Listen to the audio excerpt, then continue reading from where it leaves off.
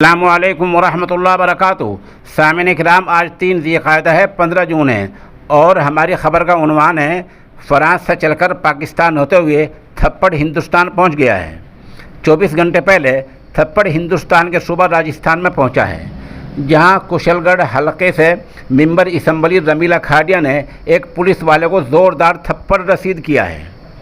Police वाला अपने ही महकमे में रिपोर्ट दर्ज कराने पहुंचा तो आला हुक्काम ने मना कर दिया, लेकिन पुलिस यूनियन ने धरना दिया, मुजाहरा किया, तब जाकर मेंबर असम्बली के ख़िलाफ़ केस दर्ज हुआ। अब देखना यह है कि पुलिस क्या कार्रवाई करती है।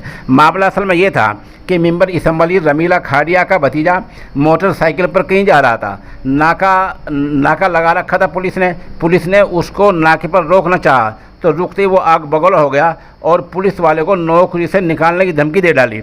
तभी पुलिस वाले ने उसके कागजात दिखाने को कहा, कागजात नहीं दिखाए, तब बाइक का चालान कर दिया गया। उसने मेंबर असम्बली रमीला खाड़े को फ़ोन किया, वो आई और आते ही पुलिस वाले को थप्पड़ मार दिया। अब देखना यह है कि पुलिस क्या कार्रवाई करती है। बहरहाल थप्पड़ फ्रांस से चलकर हिंदुस्तान पहुंच चुका है।